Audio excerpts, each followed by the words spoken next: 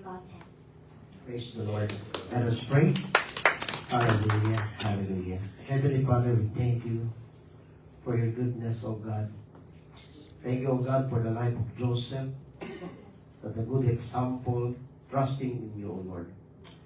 Lord, right now, we humbly ourselves, O God, that you are welcome in this place. Open our heart, ears, and mind, O God. And let your word, O God, speak to our heart, O God. Touch our heart, and Lord, we thank you for your goodness to every one of us, O Lord. As your servant, O God, I ask, O God, the wisdom, the knowledge, the understanding from you, O Lord. And this is our prayer. In the name of Jesus Christ, everybody say, Amen, and amen, amen. Maupo na po ang bawat isa. Amen. Now, we are familiar to the story of Joseph. Now, I have image right now that Joseph, he has the second highest official in the land of Egypt. And he is the son of Jacob, that very common in the Old Testament. No? One of the Bible character that I like, the character, the attitude that we share today, because Joseph is the one, as a human being, is a good example for every one of us. Joseph, before we receive the successful in his life, before he experienced the hardship, darkness, suffering, circumstances, because Joseph, that time, he suffered inside in the jail. He is a prisoner. But now, I ask the question, how do you deal the silent God? Of course, God speaks to His word. God speaks to His people. God speaks to His circumstances. Every one of us, we experience. But sometimes in our life, God is silent. Do you experience like Joseph? Every one of us we experience. We ask something that our life, we want to, Lord, answer my prayer. That we ask, Lord, kailan ba ako masisitizens? PR pa lang, no? Citizens agad, no?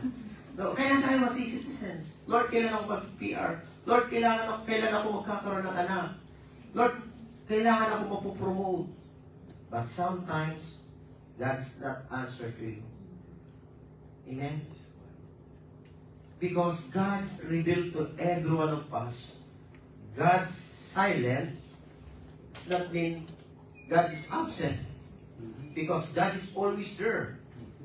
When we accept Jesus Christ, the Lord said, I am with you always. Amen. But now, in the book of Psalms, always I heard that say, how long, O Lord? How much longer? Every one of us. We ask, Lord, matagal na tong sakit ko. Matagal na tong rayuma ko hindi pagmagaling. How long, O Lord, to heal me? Amen? But God speaks to every one of us. It's not a time, because God, perfect timing for every one of us. Amen. Truly, when we trust God, God's give a miracle for every one of us. The question again, how you ever struggle with God's silence in your life? Amen? When I work in greenhouse, Lord, sabi ko, Lord, kailan ako mag-PR? Hirap na ako. Pagod na ako. Lord, kailan pa ba? Iniintay ko yung bawat message ng IRTC. But thanks be to God, God's answer my prayer. Amen. Alam niyo po, yung binabasa ko po ito, when I read and digging, studying the word of this, kung alam ni Joseph, yung kasunod na kabanata nito, na mapupromote siya as a governor in the land of Egypt, no? But because of Joseph waiting the God's timing is perfect. Amen? Now, sa atin na nag-aantay na hinihingi natin sa Panginoon na Lord, kailan ako magkakaroon ng asawa? Lord, kailan ako magkakaroon ng magandang promotion ng career? Kapatid, God speak to everyone of us right now. Wait for the Lord. Amen? Now, our topic is about silent God. No? Because very popular message this book in Genesis chapter 40 verse 1 to 23. Because Joseph from the beginning, no, parang kung tutusin, hindi niya na-encounter ang Panginoon because he suffered everything. In darkness moment, siya po ay pinersecute, siya po ay pinagtulungan ng magkakapatid at nabenta papuntang Egypt.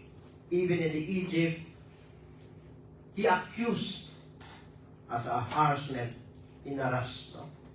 Na kung saan, titignan natin, may Diyos ba? Na minsan iniisip natin sa buhay natin, totoo bang may Diyos? Mananampalataya naman ako. Pero Satan, inudyok tayo na matempt na huwag kang maniwala na may Diyos. But right now, I speak to you, to all of you, brothers and sisters in Christ, God is here.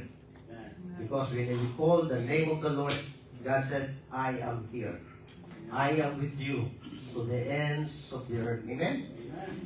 Now, God may be quiet, but He is not done yet. Can you say with me? God may be quiet, but He is not done yet. Amen? Halakpan po natin ang Panginoon. In the book of Genesis, chapter 40, verse 1, sometime later, Pharaoh chief cupbearer and chief baker offended their royal master. Pharaoh became angry with these two officials. You know, I highlight the word offended because very common, no, yung trabaho po nila is magpapakain sa king, no, and then magpapainom. But during the civilization, pwede pong masabotage yung meal ng king to poison. That's why the king became angry. But thanks be to God, there's a due process. No? May due process. Hindi agad sila sinintensya ng bitay o ng hanging on. No? Hindi sila binitay agad. But sila po ay ikinulong muna. And he put them in the prison where Joseph was, in the palace of the captain of the guard. No? We know the captain of the guard is Mr. Potiphar. Potiphar is the captain of the guard in the palace. No? Because Joseph is not only a slavery, but is the manager of the owner of Mr. Potiphar. That's why in the prison jail, Joseph, no? He is the one that managed in prison. That's why the royal official assigned to Joseph. Amen? Now, in verse 4, they remained in prison for quite some time, and the captain of the guard assigned them Joseph and who looked after them. And verse 5, when they were in prison, Pharaoh, cupbearer, and baker, each had a dream one night, and each dream had its own meaning. When Joseph saw them the next morning, he noticed that they both looked absent. Wow! You know, from the start, no, si Joseph po ay nakapanaginip before, no? Nung bata siya, nanaginip siya na yung kanyang mga kapatid yuyuko sa kanya. It's a representation. But si Joseph po, hindi po nagkaroon ng tinatawag na resentment na kung saan, forget your dreams kasi nung bata ako nanaginip ako. No? But dito, nakita ni Joseph na malungkot, parang tulala yung dalawang official. But sabi po rito in verse 7, Joseph said, why do you look so worried today? He asked them. Verse 8, and they replied, we both had a dream last night, but no one can tell us what they mean. Sabi ni Joseph, interpreting dreams is God's business. Joseph replied, go ahead and tell me your dreams. Wow. I like the word interpreting dreams is God's business. No? Hindi kinalay ni Joseph na ako kaya ko interpret yan. But because the glory of the Lord, ayaw kunin ni Joseph. Because the glory, honors belong to God only. Amen? Now, kita ni Joseph, but in verse 9, so the chief cupbearer told Joseph his dream first. Ang sabi ng ano po ay, in my dreams, he had said, I saw a grapevine in front of me. The vine had 3 branches that began to bud and blossom, and soon it produced cluster of ripe grapes. Verse 11, I was holding Pharaoh's wine cup in my hand, so I took a cluster of grapes and squeezed the juice into the cup. Then I placed the cup in the Pharaoh's hand. It's the usual job of cupbearer. It's a dream. Then verse 12, this is what the dream means. Joseph said, the 3 branches represent 3 days. When 3 days, Pharaoh will lift you up. Take care for this word. Will lift you up. Because later, we will hear again the word, we will lift you up in a scary manner. And restore you to your position as his chief cupbearer. Ang ganda, no? When you have the dream and then interpret the dreams, no? Magsasaya ka kasi ang ganda ng interpretation. But because, no, tayo mga Pilipino, no? Pagka nakapanaginip tayo maganda, some believers or some unbelievers, they kabaliktaran yung panaginip yung maganda, pangit yan. Amen? May curse sa God. No? Kabaliktaran daw, no? But, take note for that, there's a dream from God. Amen? May dalawang uri ng panaginip. Panaginip na bunga ng panalangin, bunga ng ating alalahanin, at panaginip na mula sa heaven, sa Diyos. Amen? And, verse 14, ang sabi po rito, and please remember me and do me a favor. When things go well for you, mention me to Pharaoh so he might let me out of this place. Because Joseph, we know the good character of Joseph, no? No? Nakita po natin ang character ni Joseph, napakaganda. But when Joseph interpreted the dreams to the cupbearer, no, ang ganda ng response, no, ni Joseph. Kapag interpret kita, baka pwede mo namang, sabi niya, please remember me, alalahanin mo ko, na kapag kando ka na sa king, ikwento mo yung ginawa ko. No? But, kapag may ginawa po sa atin ng tao, ano yung usual na i-response po natin? Siyempre, si Joseph gumawa ng mabuti, nag-interpret ng maganda, and then, nag-enjoy, naging masaya yung cupbearer. But the usual answer na sinasabi natin, of course, tutulungan kita. No? Of course, tutulungan kita. But, later, narinig po natin, the cupbearer forgot about Joseph. Amen? And please remember me and do me a favor when things go well for you. Mention me to Pharaoh so he might let me out of this place. Because pinagbintangan na naman si Joseph. Ang gusto ni Joseph, makauwi sa land of Jacob, sa Hebrew land. And then, verse 15, For I was kidnapped from my homeland, the land of the Hebrew, and now I'm here in prison, but I did nothing to deserve it. Totoo po. Hindi niya deserve. No, hindi niya deserve. Because when we read the passage in the Genesis, the story of Joseph, no, he's a good guy. A good character. But times always I said, kung sino pa yung mabuti, no? Sa pa yung nakaka-experience ng hardship, suffering, trials. But take note for that. No? Kasama niya ang Panginoon. Because the Lord will Joseph. Even as, mga kapatid, gumagawa ka ng mabuti, gumagawa tayo ng maayos, at minsan tayo napapasama sa mata ng iba. But, kapatid, huwag kang magsawang gumawa ng mabuti. Amen? Amen. At sabi rito, in-explain ni Joseph yung kanyang side. Sabi niya, for I was kidnapped for my homeland. Amen. I was kidnapped. When I read po, some interpretation this passage po, si Joseph po, nawalan ng tiwala sa Diyos. Kasi doon sa taas, please remember me.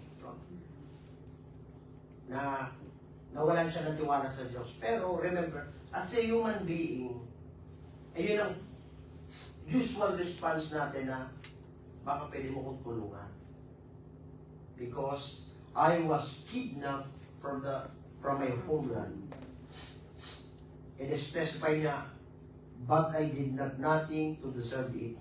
In Genesis chapter 40, verse 16, when the chief baker saw that Joseph had given the first dream such a positive interpretation, he said to Joseph, I had a dream too. In my dream, there were 3 baskets of white pastries and stuck on my head. The same, 3 days. No? Siguro kung magkatabi sila, nagawa ka 3 days, same tayo. Yung isa, hoping ang ganda ng interpretation. Yung isa, hoping maganda rin.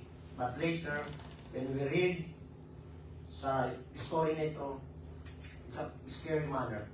And then, sabi po rito, 17, the top basket contained all kinds of pastries for Pharaoh, but the birds came and ate them from the basket on my head. Verse 18, this is what the dream means, Joseph told him. The 3 days basket also represent 3 days. Same interpretation dun din sa cupbearer. But in 19, 3 days from now, Pharaoh will lift you up and impale your body on a pole. Nakakatakot, no? Then marinig nyo po yung interpretation, talagang kakabahan ka. 3 days from now, Pharaoh will lift you up and impale your body on a pole. Then bird will come and peck away at your flesh. Oh, nakakatakot yung interpretation. 3 days, yung isa positive response, yung isa negative response. Siguro kapag ka nagbibigay silang dalawa, yung isa sana 3 days na. Sana yung isa, huwag sana mag 3 days kasi tayo na siya, no? So, sometimes, no, nagkakaroon po talaga ng yung isa, gusto na mangyari, yung isa ayaw pa. But dito po nakaka-bless. Pharaoh's birthday came 3 days later, and prepared a banquet for his official and staff. He summoned his chief cupbearer and chief baker to join the other official, no? So, na-witness ni Joseph, no? Siguro yung papalis na, nagsumo na, kumakatok na dun sa prison jail, no? Okay, cupbearer, labas. Yung isa rin, chief baker, labas, no? Pinalabas. Siyempre, yung dalawa, si Joseph and cupbearer, nagkaroon ng something na conversation para sila ay magpaalaman. No? And then, he then restored the chief cupbearer to his former position so he could again hand Pharaoh's cup, but Pharaoh's impelled chief baker, just as Joseph had predicted when interpreted his dream. Amen? So, because there's a Pharaoh's birthday during the civilization in Egypt, merong may papalayain at merong bibitahin. Amen? But dito po, the Joseph interpretation nangyari. Yung isa, iyahang doon sa impel, sa hole. No? And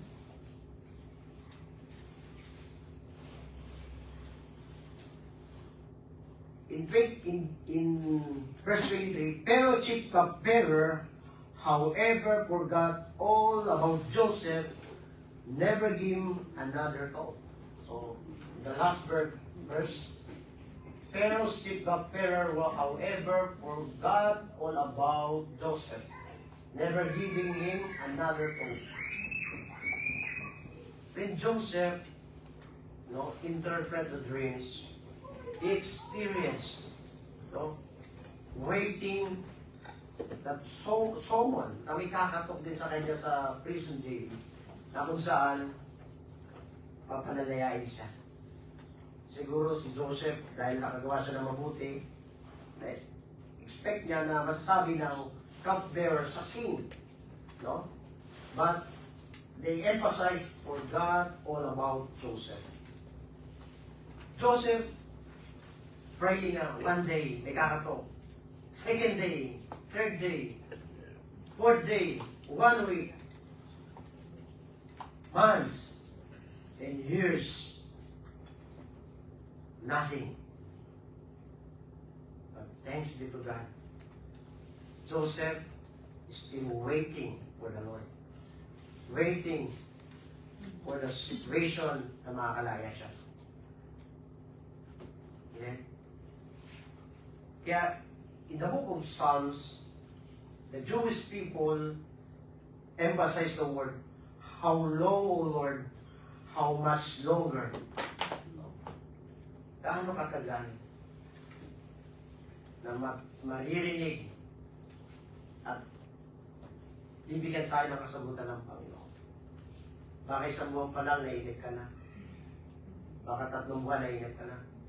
When we read in the book of Genesis chapter 41, Joseph waiting for almost 2 years. Because last when I teach here, 2 years, no? Na itinuro natin na si Joseph ay nagkaroon ng summon. Pinatawag siya to interpret the dreams of Pharaoh. But on the time Joseph, he received the divine promotion, the divine appointment. Na nakita po natin yung situation ni Joseph. God's promote Joseph, no? Kaya ang Diyos, perfect timing. Perfect timing ang Diyos. Kasi kung that time, nung napalaya si Joseph dito po, na 3 days napalaya rin yung cupbearer, at nasabi, at nakauwi si Joseph sa Hebrew, o sa kanyang tatay na si Jacob, maybe, ang tingin ko po rito, walang deliverance na mangyayari in the land of Egypt during the great famine na mangyayari. But because God's timing is perfect, no? Hindi po pinalaw ng Panginoon nung the time na napalaya ang cupbearer ay makalaya rin si Joseph. Amen? I have example the character in the Bible. Abraham, Moses, David, even Joseph and others had to wait patiently for God's promises. Abraham, ang tagal niyang hinintay na magkaroon siya ng anak sa Isaac. Almost 25 years. David, Moses, 40 years. Even the great prophet waiting. The Savior. But have to wait patiently for God's promises. Ilang taon na ba yung hinihintay mong prayer request? Wait patiently because God's timing is different in our time. Amen. I like the word this. In the second slide, ang sabi po rito, despite the delay, I will depend on God all the way. No? Inalo ng Lord na minsan ma-delay yung promotion natin. Because tinitignan pa ng Panginoon yung character na meron tayo. Sapat na ba yung character mo sa paghawak ng isang posisyon, sa paghawak ng isang career? Because Joseph molded by circumstances. Minold si Joseph. Because Joseph, even though nandun siya sa prison, nakitaan siya ng potential. Joseph, no, napaunlad niya. Kaya si Joseph, lagi siyang napupromote. Amen? Kaya rito, ipinakita rito, despite the delay, I will depend on God all the way. Amen? Pwede po ba natin palakpakan ng Panginoon? I love in the book of Psalms chapter 27 verse 14, wait for the Lord, be strong and take heart, and wait for the Lord. Let's speak this verse. Wait. Kaya minsan hindi sa atin ibinibigay yung isang opportunity kasi hindi pa tayo ready. If we're ready, God give you in a perfect time. Like Joseph. Because Joseph experienced God silent. But hindi porket God silent during the time Joseph, hindi na siya gagawa. Gumagawa pa rin si Joseph. Ninold yung character ni Joseph. Para dun sa great position, talagang makayanan niya. Okay? Sometimes, yung great position, at hindi pa ready yung ating character. If you are in the position like a highest official, at yung character, yung performance, pagkawala nun, you will encounter failure. At one thing I see in the story of Joseph, God molded the character of Joseph. That's why he deserved to be a second highest official in the land of Egypt. Amen? Before we end, I want to share with you our conclusion. When it feels like God is silent, it can be a challenging, even a painful experience. I highlight the word trust in God's sovereignty. Even when God seems silent, remember that He is always sovereign and in control. He's silent does not mean He is absent or uncaring. Sometimes silence is a part of His larger plan, and we will not fully understand it in the moment. Amen. Meron po sa ating mga ganang sitwasyon, Lord, I'm a Christian, at hindi mo pa ako pinapagaling. At sometimes, no, nalo ng Lord yun to see His glory for the miracle that somebody see because our God is giving signs, wonders, and miracles. Trust in God's sovereignty. Trust in Jesus. Amen? Number 2, seek His presence through prayer and worship. Even though we have encountering in the darkest moment, pray and worship to God. Even we don't hear God's voice, continue to pray and worship and read the scripture, the Bible, can help us stay connected with Him. This action brings peace, clarity, and renew sense of His presence. Remember that God's word is always available to speak to us, even in silence. Amen? Amen. Because when we read the sermon a month ago, God speaks to His word, to His people, these circumstances, nangungusap ang Panginoon. Even right now, God's speaking to you. Speak to you that God is always with you. Number 3, reflect on the past experience of God's faithfulness. When God seems silent, reflecting on His past faithfulness can remind us of His love and care.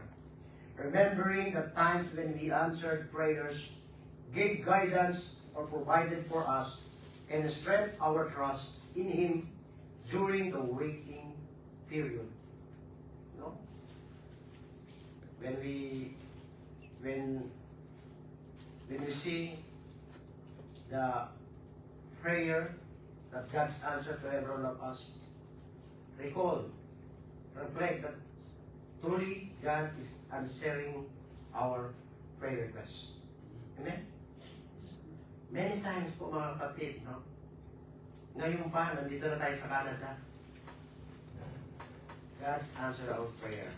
Kaya nga natutuwa ko po, no? Pero, nang binabasa ko po, Lord, during the time na sa Pilipinas kami na parang hindi ko pinangarap ang Canada. But now, I'm here. We are here right now. Because there's a great plan for every one of us. Inaraw ng Lord na nandito po tayo. Amen? Number 4, embrace the silence as a time for growth. Sometimes silence is opportunity for personal growth. God may use periods of silence to build our character, deepen our faith, and teach us patience, humility, and trust to God. Wow! Ang ganda. Kung that time, hindi ka naririnig ang boses ng Lord, just pray and read. Because one day, you will encounter God's presence. Alam niyo po, nung bago rin po akong Kristiyano, sabi nila, mauusap daw ang Panginoon through Bible. But sometimes when I read the Bible, parang hindi ako nakakausap ng Panginoon. But when read, doon na po, nangusap ang Panginoon. Amen, nangusap ang Panginoon. When every day read the Bible, God speak His Word. No? Kaya ito po, Bible is the best reference na makausap natin ang Panginoon. Number 5, be patient and wait on His timing. Silent does not mean that God's not working. God's timing is different from ours, and He may be preparing us or others something significant. Waiting patiently and trusting that He will speak or act when the time is right is an act of faith. Wow. And the last, I want to share with you, don't give up. Some Bible character, it's a good character, not giving up his faith for God. Because, sabi po rito, finally, don't give up. Even in silence, God is still working. Keep seeking Him and stay faithful and trust that He will speak or reveal His will in His perfect time. Don't give up. Siguro during that time, Joseph, kung nag-give up na siya noon, hindi siya maging second highest official as a governor in the land of Egypt. Because hindi po siya nag-give up. No? Because he have a good character. That's why we encourage to every one of us na ang sabi rito in the last point, can we read again? God may be quiet, but God is not done yet. Hindi pa tapos ang Diyos. Hindi porket hindi mo naririnig ang Panginoon walang ginagawa sa'yo. May ginagawa ang Diyos. Kaya, don't give up. Malay mo, one day, may mag-message sa'yo. Pinakahintay ng iba. Confirmation. Right? Well, I talked to Sis Jo before because Sis Jo ay ang tagal ko mo, Pastor, no? Ay, sabi niya, ba't nauna ka pa sa akin? Sila nauna kasi nag-apply sa akin ng PR, no? At sabi ko, don't give up. Pray to God. God's timing. And hindi siya nag-give up. Now, PR na. Pwede ba pumabawa natin ang Panginoon?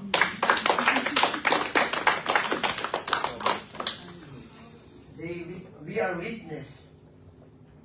Nandiyan yung anak niya. It's a product of prayer. Amen. Na hindi siya nag-give up. Amen. That's why in our service, don't give up. God may be quiet, but God's not done yet. Hindi matapos ang Panginoon. Kaya tayo po'y manalangin sa oras po. Lord, muli maraming salamat sa isang pribileyo na tumayo sa iyong harapan, Panginoon. Sa harapan ng aking mga kapatid upang ibahagi ang buhay ni Joseph. Ang istorya ni Joseph, Panginoon, ay hindi niya istorya, kundi istorya mo, Panginoon, na kung saan nagbibigay ng provision, ng favor, ng protection of Diyos.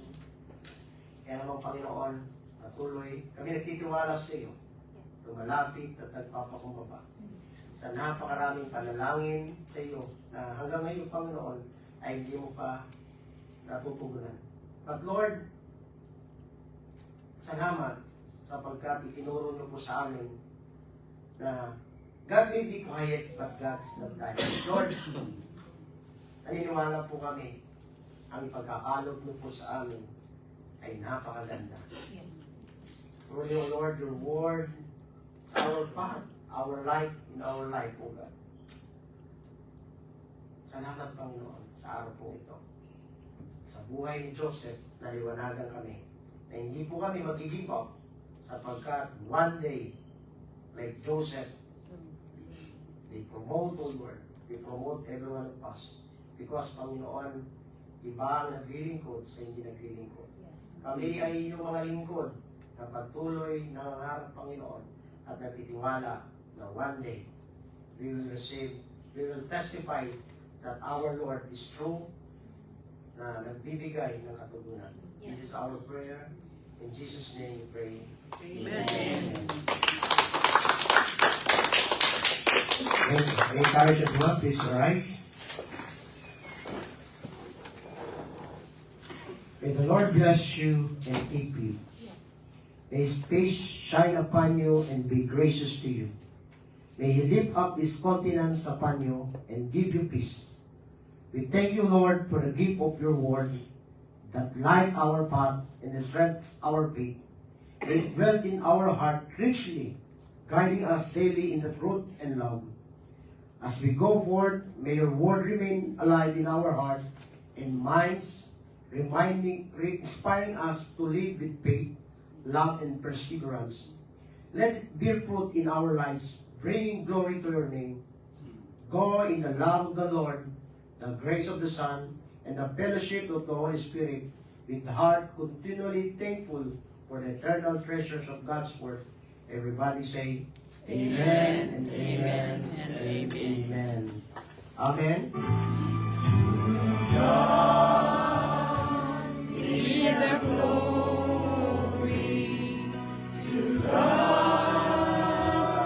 Be the glory to God. Be the glory for the things He has done. His blood, He has saved me. His heart, He has raised me.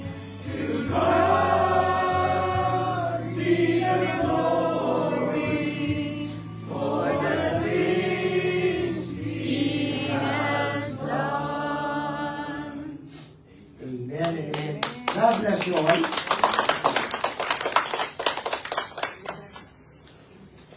Thank you, Pastor Ryan, for that wonderful and challenging message. You may all please sit down. At this time naman, we would like to call Sister Kat.